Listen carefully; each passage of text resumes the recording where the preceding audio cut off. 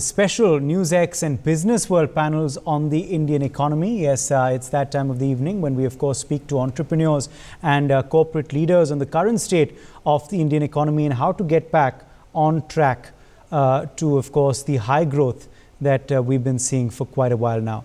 Let me bring in our guests on the broadcast. Joining us today is Jiten Singh, co-founder and CEO, eJohri; Chinmay Tripathi, founder, singer, composer, and founder of a music and poetry project called Ambu.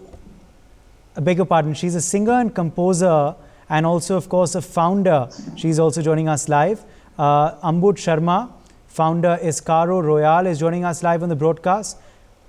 Khandelwal is also joining us live. Co-founder Navya Life Care. RS Maan, founder Cordliu Consulting, is also joining us live, and Dr. Anurag Batra, Chairman and Editor-in-Chief, Business World, is joining the panel as well at this point. Welcome all of you, and thank you so much for being with us. Let me begin with you first, Jiten Singh, if I can. You know, how much has your sector really been impacted in the last few weeks and months, and did the financial stimulus package actually help you, your company, your work, and others in your sector, or not quite? You have to unmute yourself. Sorry, yes. Sorry, yeah. Unmute is the second most popular word of 2020. First being COVID, and the third being unmute. So thank you. Thank you for inviting us and share our experience in this in the current world we are all going through. The industry, jewelry industry, is really impacted with the COVID. When the lockdown implemented, was a little panic in the mind of the consumer. Many jewelers stores closed, and we are being omni-channel platform, eJohri being omni-channel platform, it was impacted initially. So April, May, we were not able to fulfill the orders of the customers because jewelers stores were closed. Pickup of jewelry was not possible from the jewelers, and delivery to the consumers were not available. There were some logistics issues as well. First 2 months really went where we even stopped taking orders on the website also. But surprisingly, the people spending time on our platform just got double. In fact, more than double. So people were started discovering and researching about their product on eJohri and e-commerce platforms more than they were doing earlier. So that is the one change we have seen in our thing. Regarding to a stimulus package, I think in jewelry industry, it has not impacted very much, because if you see the business wise, it is giving approximately 3 lakh rupees per small business. So what can be done with the 3 lakh rupees in the jewelry store level or the jewelry manufacturing level, but the gold is already, skyrocketed in the price. It has come down in last few weeks, but it has gone very high. But definitely at a Karigar level, at anybody at a small level who is doing on his own, maybe this stimulus package could be helpful for them. Other thing we have seen in this lockdown and COVID area, the gold loan, the gold monetization scheme has gone very high, and people are taking a lot of gold loan than they were taking earlier, maybe to match their lifestyle and to match their survival of their family and everything. I think that is why I think the gold is always considered to be, the best investment, and because bure waqt mein yahi kaam aata, in the bad times, this is the investment which people can use. I think so. Out of that, I think the industry is going through with this phase, but hopefully the season is starting now. We are just entering into the season, and this is, Diwali and Dussehra is the biggest season of the country for the jewelry. We are hopeful that we will be able to do a good sales, and in last couple of weeks, we have started seeing the people are placing good orders. Jitendra, you mentioned omni-channel. Now, are consumers using technology, AR, VR, trying out jewelry and ornaments virtually? Is that happening, or it's just something that you watch in sci-fi movies? So it has started in the industry. Even the few jewelers have started using AR in their store also, and we are also in eJohri. In some time we will launch. It is in our mind. More than the VR, I think the AR is definitely one of the very important tool. Is going to be for omni-channel platforms, because it covers the distance between the online experience as well as the offline experience. It is somewhere in between, hybrid. So it reduces that effort. So it is definitely going to be helpful for Jitendra, then I want to ask you two direct questions. If we take April to September, if your normal sales last year was 100 rupees, how much was your sales this year? And I'm talking more about the industry, not necessarily talking about you, but I'm trying to see how much was the jewelry sales impacted?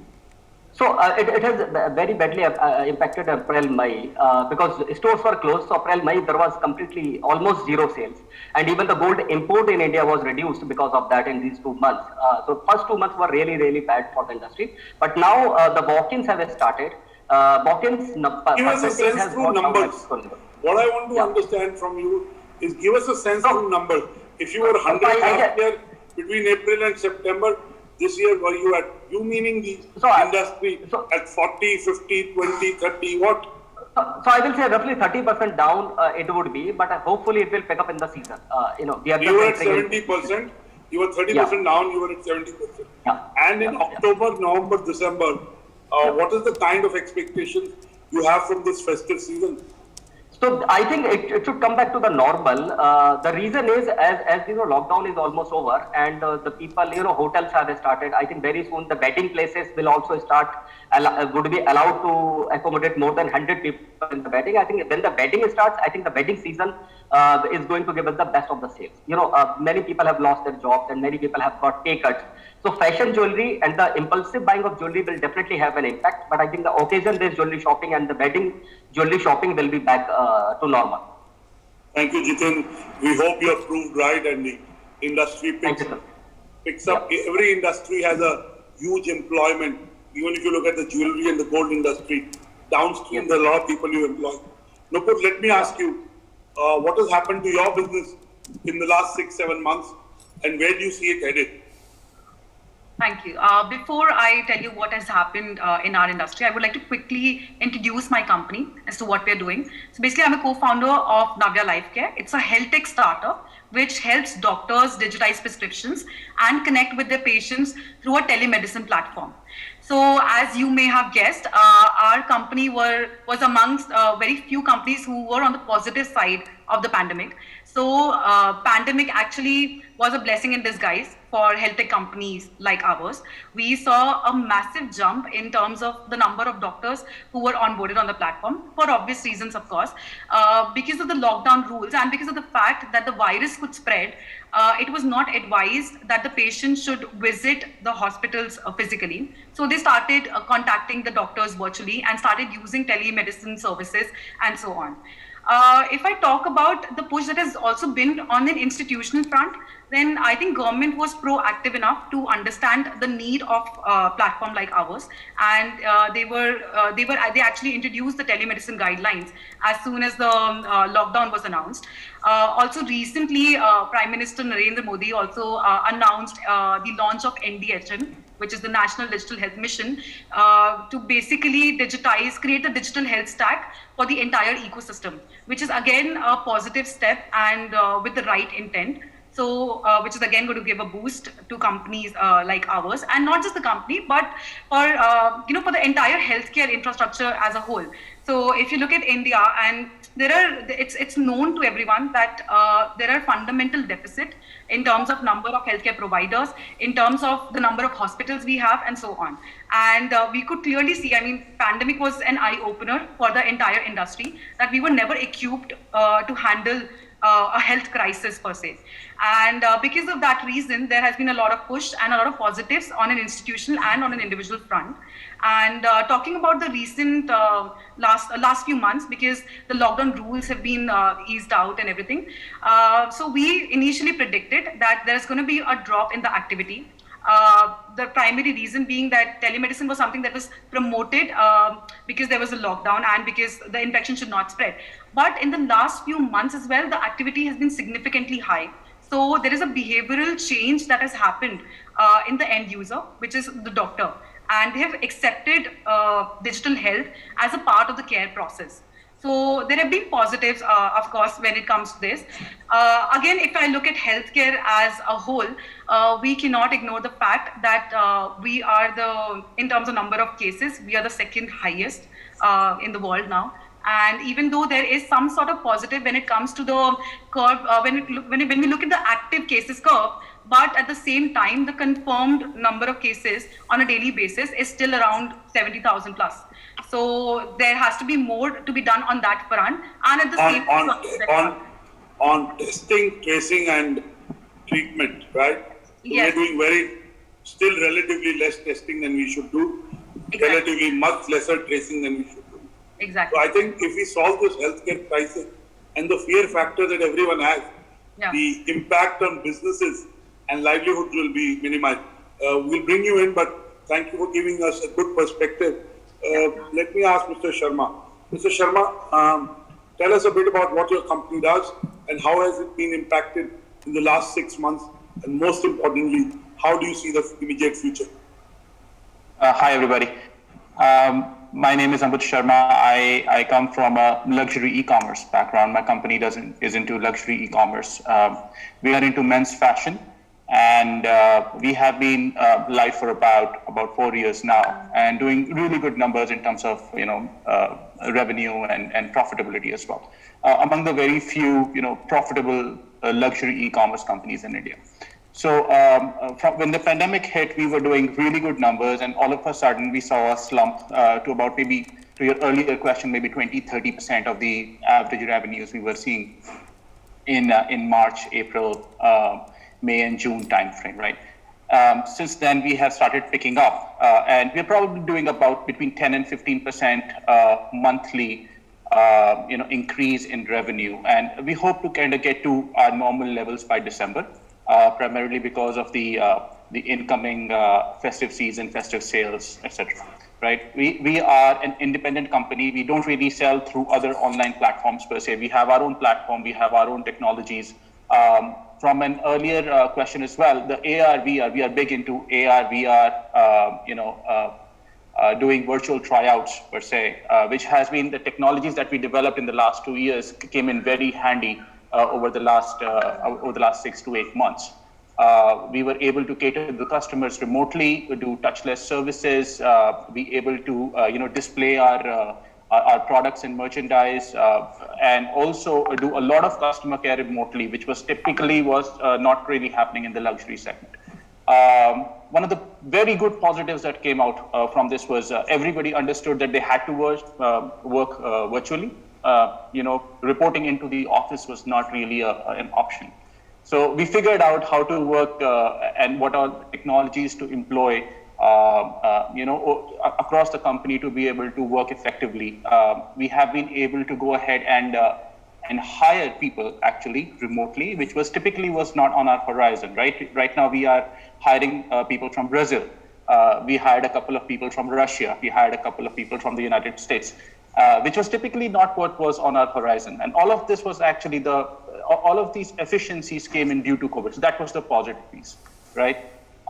From a luxury standpoint, the people who buy luxury, their needs changed a little bit, but due to the price point, there was not really a lot of understanding that they had to hoard the money or they will not buy, and it's because we are into vanity, we are not into necessity, right? So we changed our product mix a little bit to be able to cater to the people, working from home, using our products domestically rather than going out and using it, right? So from that standpoint, our business is now kind of back to normal. I would say about 70-80% of where it was, and we hope to have a full recovery by December. From a government guideline standpoint, we didn't really, take any stimulus or as one of the earlier gentlemen said, that it was not really substantial. 3 to 5 lakh rupees is not really anything when it comes to running a large enterprise that we do. But from a policy standpoint, I believe that the government can help us by easing out the ease of doing business. Our current, accounting, GST filing, all of that, the overheads which come with running a small enterprise and scaling it to a large enterprise is a lot. I believe the government can ease that out, especially in terms of COVID, so that companies can survive a little better with their working capital. Okay, Ambud, I have a question for you. Ambud, I have a question for you. The BW business world luxury issue long, and luxury again, as you said, there is a segment that is. Ambud, are you able to hear me? Can I quickly come in here? Here, sir. Yeah, Ambud, I have a question on the luxury market. Since you are, of course, a luxury e-commerce as well, do you believe, and the jury is out on this one, that luxury markets, luxury tourism, luxury buying will be amongst the first to recover, or Is it actually, the domestic traveler and perhaps the more economical spender that will be the faster to recover? Which market do you believe will recover first? So there will be, I would like to address this in a two-pronged approach, if I may. The first thing that will recover is the necessity. Any kind of necessity will recover. For example, if you're looking at, say, travel, or if you're looking at buying merchandise, or if you're looking at different kinds of economic activity, anything that has to do with necessity will recover first. Which basically means that if people have to travel on business, they will travel on business. It is a necessity, right? Some of the businesses just don't have traveling. And yes. Well, they are. I mean, many of them are taking risks and traveling because they have to. Some of the businesses just don't have the luxury of not going and meeting your client to be able to close a deal, to be able to make a deal happen or take it to the next level. Some of the industries just don't have that luxury. The second thing is that the vanity will recover as well. Why vanity will recover? When I say vanity, I'm talking about fashion merchandise. I'm talking about shoes and accessories. I'm talking about other things. They will recover as well, because with the oncoming festive season, people are already on the verge of almost like a mental drop over the last 6 months, 8 months, right? They want to be able to celebrate something. So there is puja coming up, there is Diwali, there is Gurpurab, there is New Year's coming up. So people will try to kind of remove that steam by buying more. Remember, there is always an uprush in a human brain when you buy something new, when you experience something new, right? So that will actually add to the luxury piece or the high ticket merchandise piece as well. So one thing that will recover, in my opinion, the latest would be the mid-tier, where people will actually hold the money to be able to buy something new, something like a new scooter or a new small car, or By the way, the two-wheeler sales are already at a peak in September. So the demand for mobility and individual mobility. Maruti sales are up 21% versus last September. So clearly there will be categories that will see the revival. Let me go to Mr. R.S. Maan. Mr. Maan, give us a sense of where have you been in the last 6 months in terms of your business, and where do you see it going over the next 3 to 6 months? Perfect. So just to first quickly check, are you able to hear me properly? Yes. Yes, Mr. Maan. Perfect. Thank you. So my name is R.S. Maan. I'm from Coolio Consulting. We are the digital partner for certain companies, who wants to get digital, and digital transformation is the right word actually.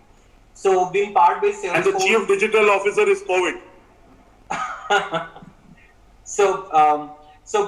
Nevertheless, in this last 6 months, I would say our sales and the number of leads and inquiries has shoot up 200%.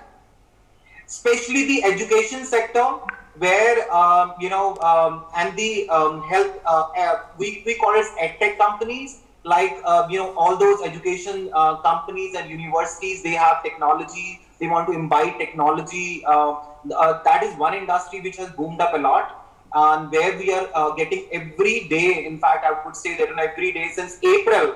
April was a one peak season, and May we were just giving the demos and talking about the consulting, what we can do, what kind of a CRM we can place for them, what kind of a CRM will talk, and then omni-channel presence of them, so that they can capture more leads, more students, more inquiries, facilities, and all that stuff.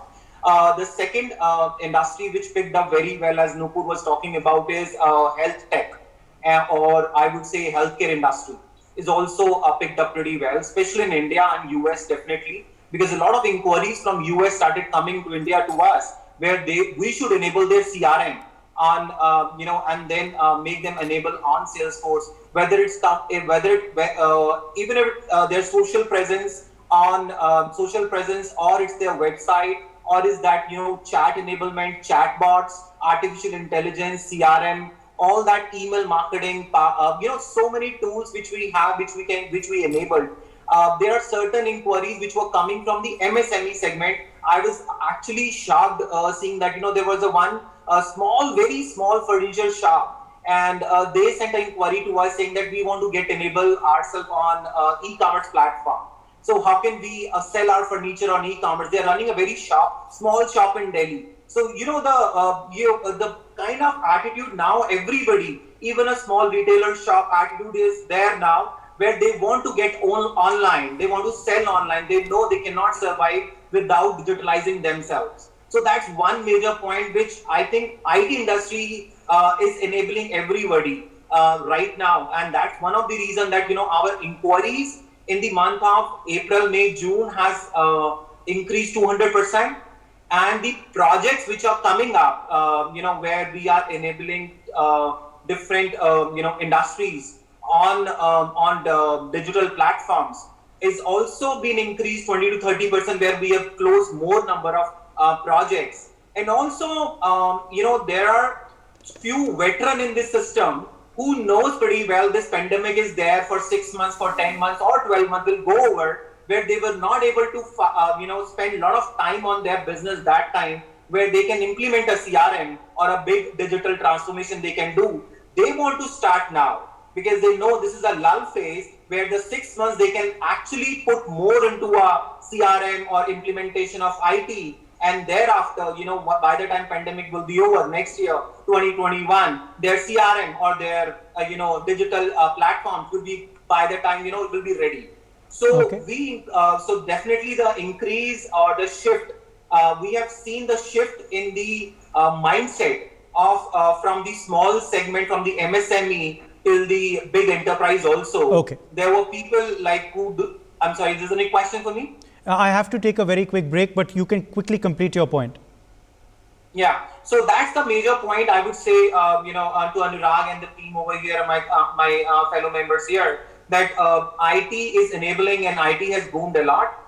But nevertheless, because IT is the only one who understand WFM, work from home, WFH, who always understand that, and there was not a much impact when our resources were working from home or working from office doesn't make any impact to us. But yes, a lot of inquiries start coming in, and a lot of projects getting enabled. A lot of companies got enabled on IT technology or social platforms. Dr. Batra, over to you.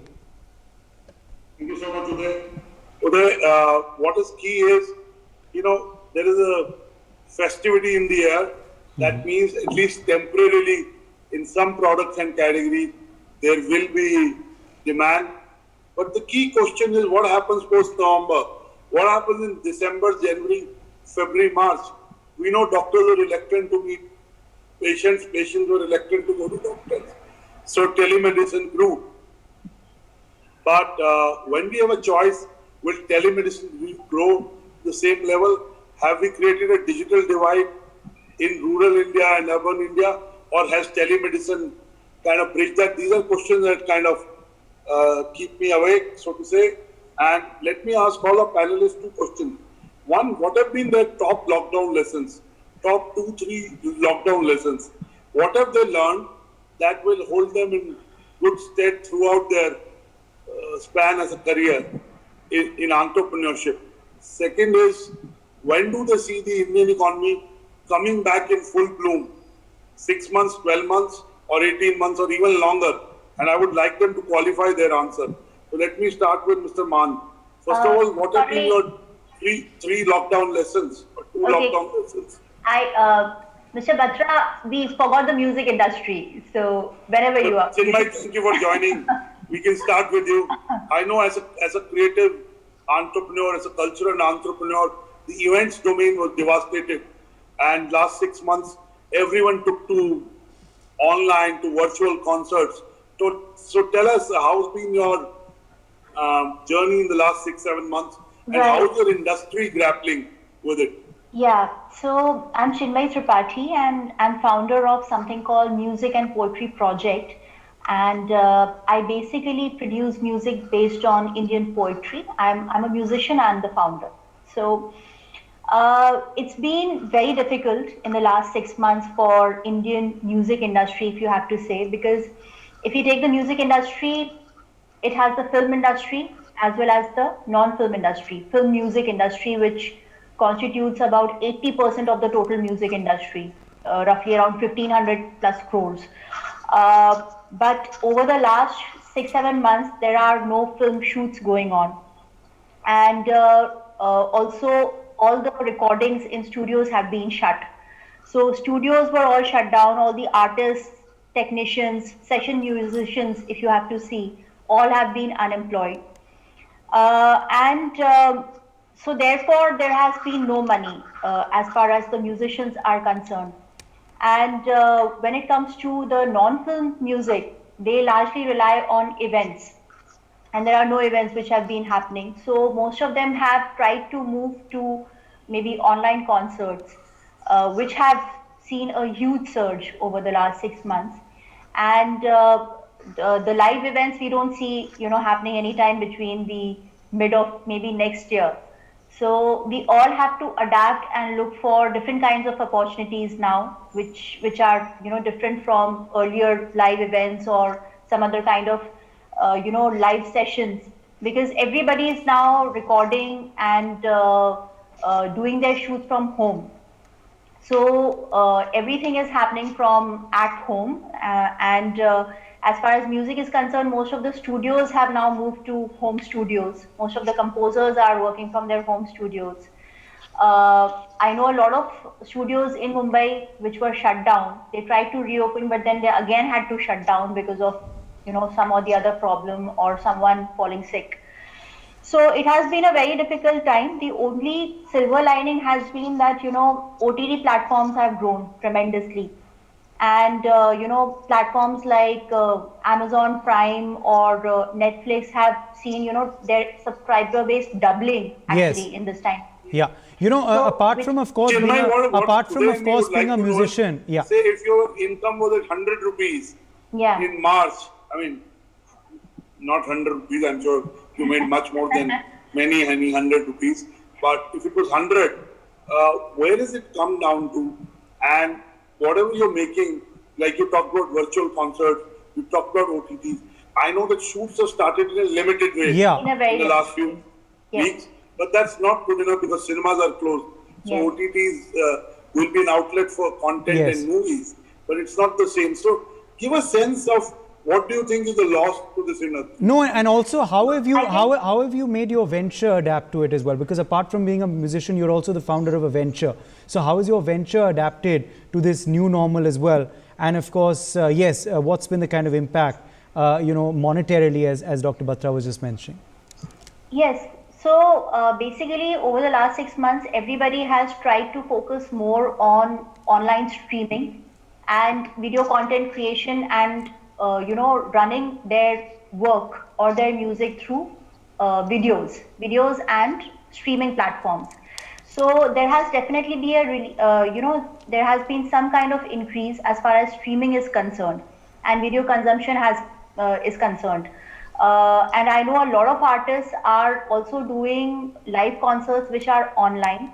Now, it is very little compared to what it was earlier. Not even like 20% of the market is there when it comes to online live events, because we have not really developed it like that. We have not developed so many ticketing models, and we have not worked around the entire end-to-end solution for artists to do live events online. But they are still doing certain gigs online, and streaming and video streaming, audio streaming, video streaming is helping us, stay afloat. As far as I can say about advertising, because me and my partner are also into creating jingles for advertising. So it has come to something like 20% of what it was before 6 months. So on monthly basis, now it is just 15 to 20% of what we were producing or what we were generating in terms of revenue before COVID. So it has been very low, but the good thing is that advertising is still going on and it has not died out. It has been there, and now we are seeing some kind of momentum growing because of the festival season. So people are creating ads, people are creating music for advertising, and mostly work is happening from home studios. Thank you so much, Chinmay. Hopefully over the next 2-3 months, events will be back. Though from 15th October, the government is allowed, the MHA is allowed B2B exhibitions and B2B events because they create commerce and business. But not sure how many will be back by 15th October. But by November, December, I do expect that events will be back in some way. We hope so too. I'd ask Mr. Maan, what are your top 2-3 lockdown lessons? I think it's a good question. So, in fact, very good question. So, the 2-3, I would say there are a lot of lessons being learned. We need to be up to the speed of the customer, and we do not think about the future aspect. So, when we You are saying one is speed and agility matters. Second, you think short term, long term planning doesn't really work. Yeah. Third, So CBS brevity is the soul of the wit. So shorter answers. and the global mindset, sir. Global You are mindset. saying just don't think about India, think about what you can do for the world. And tell us, when do you see the Indian economy to be back fully? It's very hard to say because I was just going through a few of the articles there. It was just it is not. What is your sense from whatever, when you talk to your customers, when you see the ecosystem, what's your own personal sense?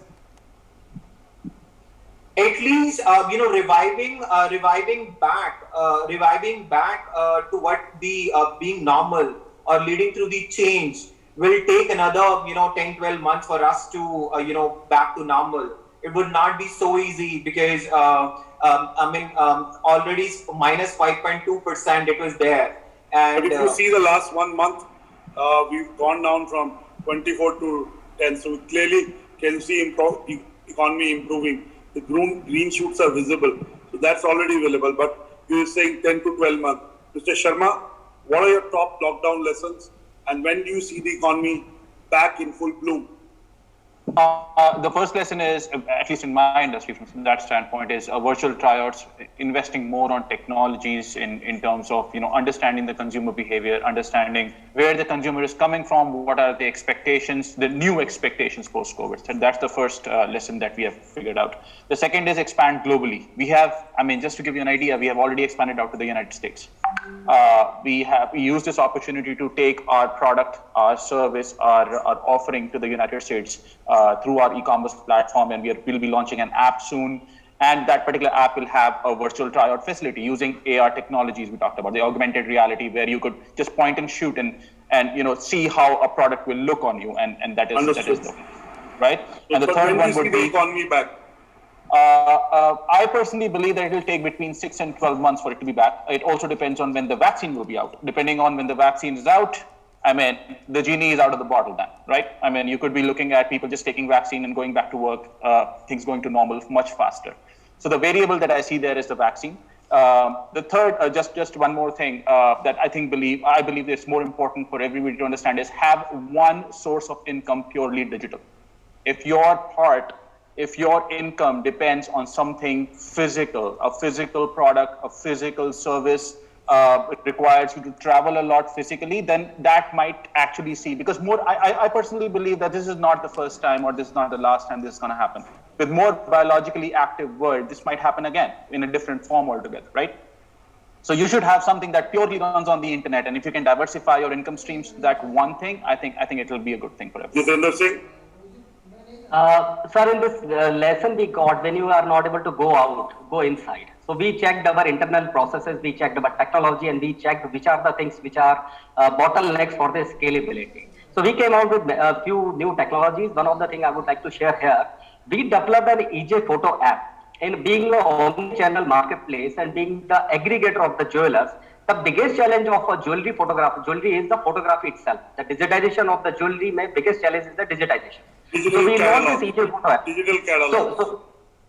So in the cataloging. So this is a very huge cost. It is very costly and it is a very time consuming. So we developed an EJ photo solution which is available on iPhone. With the photography can be photoshopped in few seconds and directly it can go to our server without zero editing. So we reduce the whole cost completely free to our jewelers, as well as the whole editing time which used 2 to 3 weeks. You're saying be innovative, come up with new solutions. As you yes. said, go with it. Yeah. Go with and it. when do you see the economy to be back fully? I think it will take somewhere 6 to 12 months. I agree with Ambose. It is somewhere in between. It is going to take. It is not going to be very time soon, and definitely it has a dependability on the vaccine. So many countries are claiming, including India. Let's see, what finally comes out. But somewhere between 6 to 12 months, we should be back to normal, which we used to be. Nupur, your top lockdown lessons. Yes. They can be philosophical. They don't have to be about bringing out a new product. For example, mine are less is more, never say never, go within, ROTI, ROTI, find return on time invested, and last, this shall to pass. Nothing is permanent. We know it shall. So tell me yours, Nupur. I think for us, the key learning was that you have, as a company or as any business, you have to be agile. You have to be proactive in your approach. So if any crisis situation hits you, you have to be so agile that you're able to pivot quickly and you're able to cater to the new needs, right? So that would definitely be the key. The speed of response yes. has to be faster than it ever was. Yes. I mean, agility sounds very good, but at the end of the day, it is not as easy as it sounds. What else? So this is definitely my key learning, and for the company as a whole, I would say. Also, before I talk about what the recovery path would look like, I would like to answer your question. You, after the break, you pointed out that doctors today are consulting virtually, but what after 3 months, 6 months, right? So one thing that I've learned from the pandemic is that the behavioral change that has happened during this period is something that is here to stay. And it is not just for healthcare industry per se, but also other industries that have taken a hit, be it edtech companies or how people have changed their way of doing things. That is here to stay. So there is a behavioral change when it comes to consumers. But Nupur, the key is post the pandemic or whenever it tapers down, we'll have to see what behaviors are permanent and what behaviors are temporary. Because right now we have a compulsion. The real test to a behavior will be when we have a choice. So I don't think the jury is out on that. And dare I say, the more we embrace technology, the more heart grows fonder for physical touch, for face-to-face interaction, for a cup of coffee with your colleague. And again, from work from home, I've done work from anywhere. I call it WFA, flexi work. But not everyone is motivated enough to be able to produce a lot from home. And in some cases, they may not have large enough homes. Imagine a scenario where husband and wife are working, they have 2 kids. So you need 4 different rooms just to be able to conduct each one's work. I have a colleague who comes to my home every day, work from my home, because he says he cannot work from his home because, his devices are busy, his rooms are busy. So clearly, and he feels that getting out of home gets him more work. So there is a different strokes for different folks. Let me bring in Chinmay. Chinmay, what have been your top lockdown lessons? What will hold you in good stead throughout your life? And when do you see the economy coming back? And by that corollary, the events in the music industry coming back? Chinmay? My lessons have been that, diversify and have multiple sources of revenue as far as possible. Do not put all your eggs into one basket. And adapt. Whenever there's a crisis, there'll be something new that you can do. So adapt as much as you can and find the opportunity in the crisis. So these are the fantastic. I keep saying that, whenever it's raining, look for the rainbows. Whenever it's dark, look for the stars. I mean, we are blessed. We have our homes. We have shelter. We have food. We have an opportunity to grow our company. So we are clearly blessed. We only have to give gratitude. But Nupur, you wanted to make a point about digital haves and have-nots and, what is happening to telehealthcare.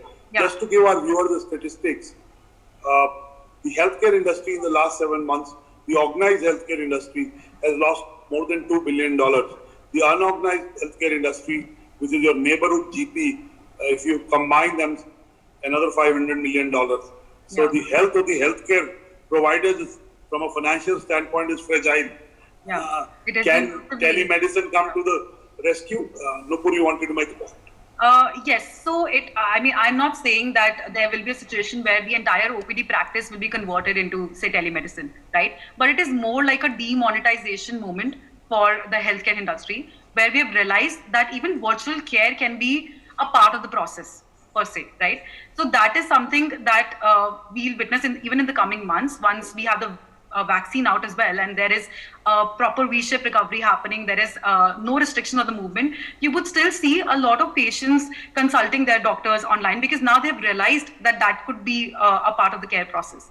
So that is definitely something which is going to change, which has already changed, and it is going to continuously change in the near future. So that's a trend. That's a trend that's here to stay. Let's take that to the others as well. On other trends that they've observed in the last few months in business that are here to stay. Mr. Maan, do you want to come in there? So definitely the behavioral change, which Nipur also said, and the way the global mindset of everybody. So as I said, there is definitely a mindset change which everybody is having nowadays. Even a small shopkeepers, everybody is going digital, and which Anurag also rightly said, what is temporary and what is permanent right now.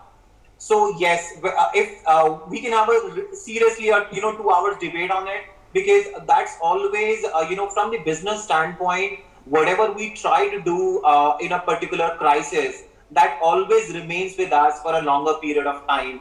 And when we see my customers are coming to me through a chatbot, through my website, through social channels, through social ads, through telemedicine, or through any other omni channels, then obviously I will be try to get those inquiries and leads and convert that into a business for sure. So I think that it's a kind of an investment which everybody has actually understood, that right platform and right technology is the key for any business to run.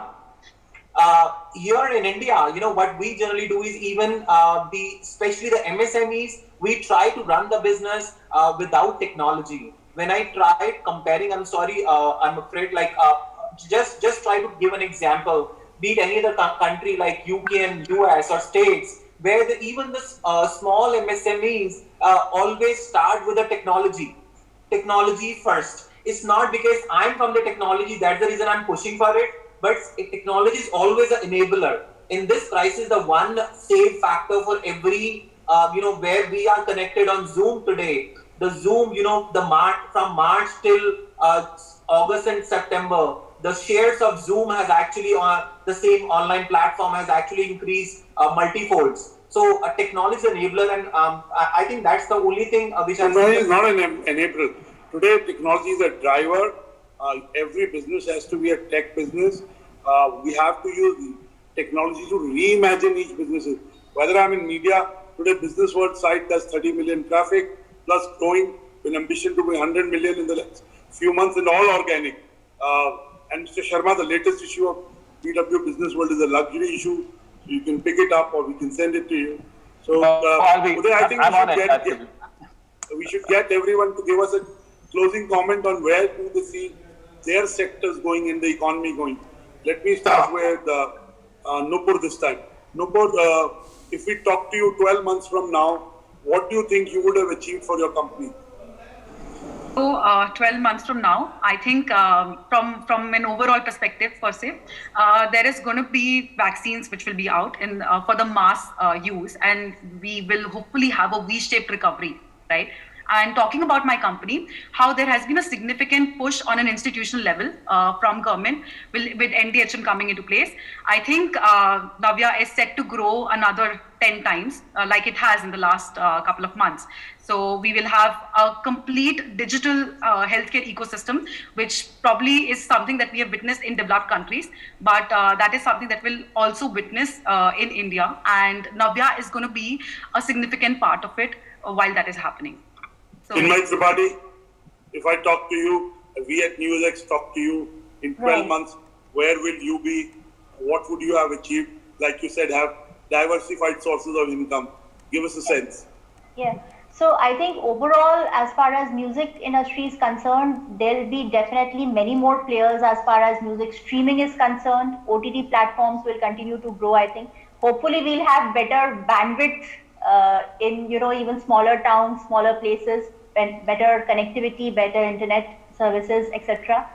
And as far as I'm concerned, again, because I started diversifying and started creating music which was for music licensing, for short films, for web series, etc. So I would continue to do that and focus more on other ways of earning and not focusing completely on live events. per se, because you never know, when they'll be out. And so live events will be a bonus, but build a solid stream. Right. Mr. Sharma. So we have realized that even in luxury there are three things that sell. Well, the first is the content, the second is product, and the third is service. Right. So we have created our own ERP system in-house for luxury merchandise sellers, and we will be rolling that out. That's the first business stream that I was talking about. The second is the product itself. I mean, we have diversified out to the US, we'll be diversifying out to Europe, and we'll be doing a just-in-time inventory model from India outside to the world, right? The third piece is the content, and we are actually building a luxury media content platform. We will be getting a lot of information from outside and curating it in a certain way that can be, available to the outside world, specifically from luxury. And it could be luxury travel, luxury product, luxury service, all of it. So diversifying out into all three. Mr. Singh. So, sir, we already have 230 jewelers on the website. I think in 12 months, we would reach to at least 600, 700 jeweler choices we will bring to the consumer. We already have 30,000 plus products choices for the consumer today. We perhaps in 12 months, we can double it at least. There should be more than 60,000 plus products choices would be available to the consumers in the comfort of their home, which we will aggregate from all over India. And the best thing happened in this COVID period, the whole industry has realized somewhere the jewelry industry was remaining behind in terms of adopting of the technology as well as, having the benefit of the online presence. So industry has realized, and the virtual exhibitions have been started for B2B as well. And every jeweler have understood that they have to create their online presence. It can be 5% of their business or 50% of the part of the business. It's a secondary, but they will have to have their online presence, and they have to have some part of the business coming from the online space. So that is the lesson of the whole industry has got along with us. Thank you so much. Final word, Mr. Maan. So it will be 2 to 3x of growth, especially into the IT sector, I would say. And after 12 months, we'll be seeing more resources to be upskilled in terms of our cross skills also, which we have learned. And after 12 months, we'll be having more resources in terms of which will be cross skilled on different platforms, so that they will be able to take care of other projects as well. It's not just one technology. And definitely the woo, or I would say attraction for the foreign investments also coming. And so the global mindset after 12 months would be there more, where we'll be doing more business into the US and Canada as well. So especially in the IT sector, they will be they're driving more and more business into different countries as well. We at BW Business World and NewsX wish you all the best.